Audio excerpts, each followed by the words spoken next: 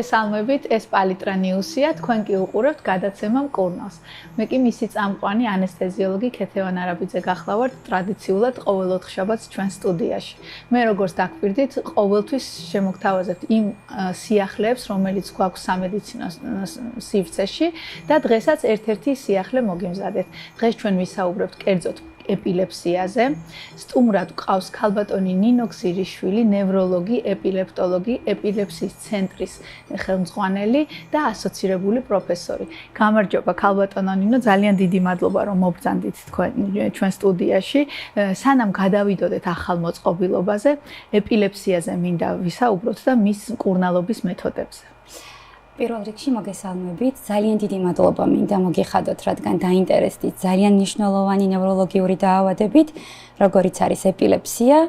მოგახსენებთ, რომ ეპილეფსია ეს არის თავის ტვინის ნევროლოგიური ქრონიკული დაავადება, რომელიც ხასიათდება გარკვეული ეპილეფსიური შეტევებით. ეს ეპილეფსიური შეტევები შესაძლებელია იყოს სხვადასხვა ტიპის, სხვადასხვანაირი, ძალიან მრავალნაირია და შესაბამისად ამის მართვისთვის მთლიანად შექმნილია ძალიან დიდი ჯგუფი, მსოფლიო ჯგუფი, როგორც ევროპაში, ასევე ამერიკაში, რომ ვიმუშაოთ თუ რითი დავეხმაროთ პაციენტებს. ეხლა რაც შეეხება მკურნალობის მეთოდებს, ეს გახლავთ მკურნალობის პირველი მეთოდი მედიკამენტოზური, რა თქმა უნდა, როდესაც 70-75%-ში ანტიეპილეფსიური მედიკამენტის მკურნალობის დაწყებისთანავე შეტევები შესაძლებელია იყოს განკურნებადი, ანუ მართვადია ძალიან მარტივად. თუმცა ის 30-25%, რომელიც რჩება, ეს გახლავთ ფარმაკორეზისტენტული, ანუ მედიკამენტი, როდესაც ვერ მუშაობს პაციენტებში, უკვე ვიწყებთ ფიქრს იმაზე, თუ მკურნალობის რა მეთოდი შევთავაზოთ პაციენტს. ზოგადად როგორ დგება ეს საკითხი, როდის ვთვლით, რომ პაციენტი არის მედიკამენტის მიმართ რეზისტენტული, ანუ არ არის ეფექტური ეს მკურნალობა. როდესაც მინიმუმ 1 თვის განმავლობაში მიუხედავად ანტიეპილეფსიური მკურნალობისა, როდესაც ნაცადია 1 ტიპის ან მეორე ტიპის მედიკამენტოზური მკურნალობა და აქვე მინდა მოსახლეობას შევახსენო, რომ დაახლოებით 45 ანტიეპილეფსიური მედიკამენტია რეგისტრირებული მსოფლიო მასშტაბით. თუმცა საქართველოს არ არის განებივრებული ამ მედიკამენტების რეგისტრაციით, სულ რაღაც ბაზარზე გვაქვს 5-6 მედიკამენტი და აი მედიკამენტის მონო ან პოლითერაპიულ რეჟიმში ვიწყებთ ხოლმე მკურნალობას და როდესაც ნაცადია 2 და მეტი ანტიეპილეფსიური მედიკამენტი და გულყრები, ანუ ეპილეფსიური შეტევები კვლავ რჩება პაციენტს, უკვე ვერთვებით იმისკენ, რომ ეს ხომ არ არის ფარმაკორეზისტენტული ეპილეფსია და პაციენტს მკურნალობის გარკვეულწილად რა მეთოდი შევთავაზოთ. მეორე ძალიან დიდი მიმართულება ამ ეპილეფსიის მკურნალობის, ეს გახლავთ უკვე ეპილეფსიური ქირურგია, როდესაც კონკრეტულად აქვს ადამიანს თავის ტვინის სტრუქტურის რაიმე ანომალია, ეს არ არის მარტო ონკოლოგიაზე საუბარი, მაგალითად ჰიპოკამპის სკლეროზი. აქვე მინდა ვთქვა, რომ ჩვენ ძალიან აქტიურად გვაქვს ეპილეფსიის ქირურგია საქართველოში დანერგილი, სადაც კონკრეტულად აი ამ სტრუქტურული, ანუ საფეთქლის წილის აი ჰიპოკამპის სკლეროზის ექტომიით, ანუ ოპერაციული ჩარევით პაციენტები შემდგომ არიან გულყრებისგან თავისუფალი. მაგრამ არის პაციენტების ის ჯგუფი, როდესაც ქირურგია რეალურად ვერ ვთავთ ქირურგიას, იმიტომ რომ თავის ტვინის სტრუქტურა არის ნორმა და ბუნებრივია რაღაც უნდა შევთავაზოთ და სწორედ ეს გახლავთ ნეირომოდულაცია, ანუ აპარატურული თერაპია, რომელიც რომ წარმოიდგინოთ რა არის ეს. ეს არის აპარატი, რომელიც შესაბამისად ინერგება ან ორგანიზმში კონკრეტულად რამდენიმე ტიპის არის, ეს არის ვიენეს თერაპია, ანუ ვაგუსის ნერვის სტიმულაცია და ეს არის რიენეს თერაპია, რომელიც ეს არის აღქმითი თერაპია, ინერგება ეს უკვე კონკრეტულად თავის ტვინში და ღრმა სტრუქტურების სტიმულაცია, ანუ სულ 3 ტიპის აპარატურული, ანუ device თერაპია არსებობს. ეს არის VNS-ი, ეს არის RNS-ი, ეს არის deep brain stimulation, ანუ DBS-ი, ასე ვთქვათ. DBS-ი, დიახ. DBS ძალიან აქტიურად იყენებენ ასევე პარკინსონიზმის დროს, პარკინსონული დაავადებების დროს, ტრემორის დროს და ასევე ეპილეფსიური გულყრების მართვაში ძალიან აქტიურად გამოიყენება. თუმცა ჯერჯერობით საქართველოში ეს დანერგილი არ არის. RNS-ი ეს აქტუალურია მხოლოდ ამერიკაში, ჯერ ევროპაშიც კი არ არის გასული ეს მეთოდი, რომელიც კონკრეტულად თავის ტვინში ინერგება და მე ეს სიხშირეებით აკავებს აი ამ გულყრას და რაც შეეხება ვაგუსის ნერვის სტიმულაციას, რომელიც უკვე დღეს საქართველოში დაინერგა და ამით ძალიან ვამაყობ მე პირადად, ვინაიდან ჩემი აი ამ მოღვაწეობის პერიოდში ჩემი ძალიან დიდი мотиваცია იყო, რომ საქართველოში ეს დაგვენერგა. ძალიან დიდი კოლაბორაციით და მხარდაჭერით. ხლა ეს რას გულისხმობს? პაციენტებს, რომლებსაც აქვთ ეს მდგრადი რეზისტენტული ეპილეფსია, კონკრეტულად ეს არის აპარატი, გენერატორს ვეძახით, რომელიც ინერგება მარცხნივ მკერდის არეში, ამას მოყვება 2 ელექტროდი, რომელსაც მე ნეიროქირურგები ამ ვაგუსის ნერვს, მარცხნივ ვაგუსის ნერვს ესე ახვევენ და ეს არის ჩარევა, ეს არ არის რომ რაღაცა სერიოზული ქირურგიული ჩარევა იყოს, სადღაც საათ ნახევარში უკვე ნეიროქირურგი ასრულებს ამის ჩადგმას. შემდგომ 2 კვირაში იწყება აი ამ გენერატორის აქტივაცია. აქტივაცია კონკრეტულად ხდება ჩემს მიერ, ერთადერთია ჯერჯერობით საქართველოში, რომელიც ჩვენ გვაქვს. ეს არის კონკრეტული პლანშეტის ტიპის, აქ არის პროცესი მთლიანად ჩანერგილი და აქ არის მთელი პროტოკოლი, თუ როგორ უნდა მოხდეს აი ამ გენერატორის გააქტიურება პაციენტისთვის. შემდგომ აი ეს არის სპეციალური მოწყობილობა, რომელსაც კონკრეტულად ვადებთ პაციენტს იმ ნაწილზე, სადაც გენერატორია ჩანერგილი და ყოველ 2 კვირაში ზრდით სიხშირეს. ყოველი სიხშირის გაზრდის შემდგომ, აი წარმოიდგინეთ 3 თვის განმავლობაში ყოველ 2 კვირაში ერთხელ უნდა მოვიდეს ეს ჩემი პაციენტი ჩემთან. უკვე ჯერ 2-ჯერ იყო მოსული, ვისაც ჩავუნერგეთ. ერთადერთი პაციენტია საქართველოში ჯერჯერობით.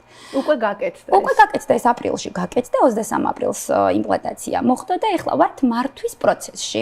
ეს გახლავთ პაციენტი 32 წლის, რომელსაც ჰქონდა ძილში 2-3 კრუნჩხვითი გულყრა. კრუნჩხვითი გულყრა, რომელიც ძალიან მაღალი რისკია, როგორც უეცარი გარდაცვალების სუდებს ვეძახით, ამას ძალიან აქტუალური ტერმინია და უეცარი გარდაცვალების, ტრავმატიზაციის შესაბამისად ეს არის მეთოდი, რომელიც აუცილებლად უნდა შეგვეთავაზებინა პაციენტისთვის და შესაბამისად უკვე ამ პაციენტის გულყრების სიხშირე რაც ჩავთეთ, კვირაში ერთხელ ემართება. ანუ კვეთრად შეუმცირდა. მით უმეტეს ეს პაციენტი არ იყო კარგი კანდიდატი ამ VNS თერაპიის, თქვენ წარმოიდგინეთ. ეხლა ამას გეტყვით, შერჩევის კრიტერიუმზე რომ ვისაუბროთ, ანუ როდის ჩავთოთ პაციენტი ვაგუსის ნერვის თერაპიაში. პირველ რიგში, ასაკობრივი ზღვარი გვაქვს. ეს არის 4 წლიდან ზემოთ. სხვადასხვა ქვეყანაში ეს იურიდიული პროტოკოლებია გარკვეულწილად, აი მაგალითად აზიაში 2 წლიდან რთავენ, თურქეთში 4 წლიდან, ევროპაში 4 წლიდან. 4 წლიდან ზემოთ ვთავაზობთ ჩვენ საქართველოში უკვე ამ ვაგუსის ნერვის სტიმულაციით თერაპიას. აუცილებლად ამ შემთხვევაში პაციენტს უნდა ჰქონდეს რამდენიმე ეპილეფსიური გულყრა თვეში და ეს უნდა იყოს ფარმაკორეზისტენტული, როგორც ვთქვით. ანუ მედიკამენტზე არ უნდა, რომელსაც არ ქონდა არანაირი შედეგი და ვერ ვთავაზობთ ვერც ქირურგიას, ვერ ვთავაზობთ მაგალითად დიეტა თერაპიას, კეტამინოთერაპია, ერთ-ერთი კიდევ მკურნალობის მეთოდი, რომლის დაცვაც ძალიან უჭირთ პაციენტებს. და ეს VNS თერაპია ძალიან ეფექტურია ბავშვებში. უფრო ეფექტურია ბავშვებში, ვიდრე მოზრდილ ასაკში. მე ხა მოზრდილთა ეპილეპტოლოგი ვარ, ბუნებრივია და რატომ არის უფრო ეს უფრო ეფექტურია, სავარაუდოდ ეხა ზუსტად ნამდვილად არ არის დადგენილი კონკრეტულად რატოა უფრო ეფექტური.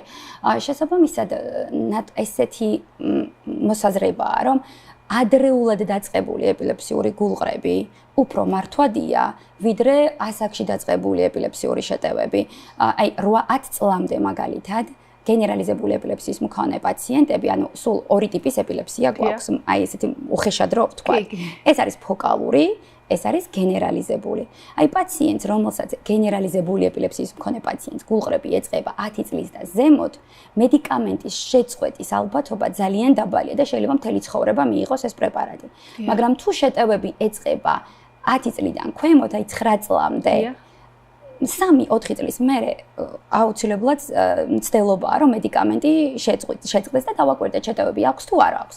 დიდი ალბათობით უწყდებათ ეს შეტევები. აი ესეთი მოზრდილია, მაინც მე ყალიბდება ნერვული სისტემა, უფრო აი ესეთი აზრია, რომ უფრო მეტად ეფექტურია ყველა ჩარევა. ნეიროქირურგიული ჩარევები სხვათა შორის, რაც უფრო ადრეულ ასაკში ხდება, მით უფრო გამოსავალი უკეთესია.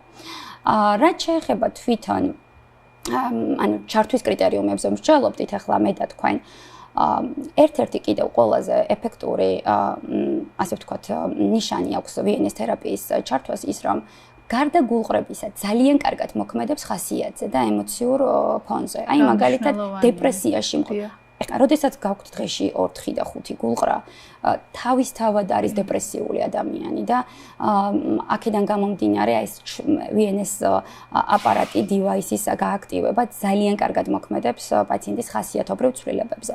ეს ეპილეფსიაც რომ არ ქონდეს მსოფლიოში ევროპაში დეპრესიის მართვისთვის ერთ-ერთი ძალიან მნიშვნელოვანი მკურნალობის მეთოდია. ეხლა რაც შეეხება პაციენტებს რომლებიც ძირითადად ერთვებიან ამ მკურნალობაში ეს გახლავთ ფოკალური ეპილეფსიის მქონე პაციენტები. და რატომ ძირითადად ფოკალური ეპილეფსიის მქონე პაციენტები? ანუ გარკვეული კონკრეტული ფოკუსიდან რო იწყება. ანუ ეს პაციენტი, რომელიც წინასწარ გრძნობს შეტევას. დიახ. აი ამ წინასწარი შეტევის აღქმა თვითონ აი ამ აპარატსაც გენერატორსაც შეუძლია და უკვე ზრდის თავის სიხშირეს რომ შეტევა შეაჩეროს. მაგრამ ყველაზე კარგი ვარიანტი არის რომ მოყვება აი ამ დივაის ამ გენერატორს ორი ელემენტი ანუ მაგნიტი. ერთი რომელიც პაციენტს უკეთია, მეორე რომელიც აქვს ოჯახის წევრს. და როდესაც იტყვის, კი რა თქმა უნდა, ის ზოგს აქვს წინასწარი შეგრძნება, ზოგს არ აქვს წინასწარი შეგრძნება. როდესაც ოჯახის წევრი ხედავს რომ უკვე გულყრა ეწყება, აი ამ მაგნიტს მიადებს აი ამ გენერატორზე, სადღაც 5 დათვლამდე 5 დათვლის მერე ითიშება. ამიტომ 5 დათვლამდე პროტოკოლია სპეციალური და ამაზე სპეციალური ტრენინგი აქვს ოჯახის წევრებს გავლილი. 5 დათვლამდე დაითვლის და ეს შეტევა აღარ გადადის დიდ გულყრაში. აქვე მინდა აღვნიშნო რომ ვიენის თერაპია ეს არ არის მკურნალობა ეპილეფსიის. ეს არის რომ ვმართოთ ჩვენი ეპილეფსიური შეტევები. შეტევები რომელიც საკმაოდ ხანგრძლივია, შემცირდეს შეტევა ან გაიშვიათდეს. ასევე ვიენის თერაპია არ ნიშნავს იმას, რომ ანტიეპილეფსიური მედიკამენტები იხსნება. ეს შესაძლებელია გარკვეული პერიოდის განმავლობაში სვას მედიკამენტმა, თუმცა მერე ხდება შემცირება მედიკამენტოზური. აი ესეთი უნიკალური და კარგი მეთოდია, რომელიც მსოფლიოში საკმაოდ დიდი ხანია დანერგილია. სახელმწიფო მხრიდან არის დაფინანსებები საზღვარგარეთ, მომლოდინე რიგი ძალიან დიდია.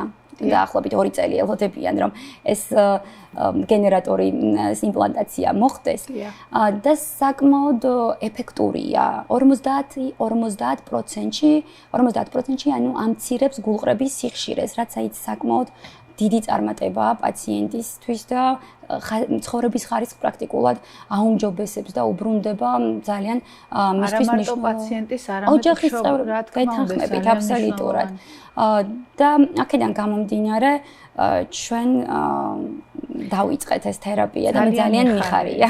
მე ძალიან მიხარია, ძალიან დიდი მადლობა რომ მობრძანდით და მოგვიტანეთ თქვენ და რაც თავარია რომ ცნობადობა ავწიეთ პოპულაციაში რომ ადამიანებმა იცოდნენ რომ ეს უკვე გვაქვს საქართველოში და თუ კი დასჭირდებათ გამოყენება ამას მე გადაწყვეტს თვითონ ნევროლოგი. რა თქმა უნდა. ძალიან დიდი მადლობა რომ იყავით ჩვენი სტუმარი, ახლა დაგემშვიდობებით და მე ვიმედოვნებ რომ კიდევ სიახლეებით მობრძანდებით აუცილებლად თქვენ და თქვენს ტელევიზიას. ნახვამდის და გისურვებთ ბევრ ჯანმრთელ პაციენტს.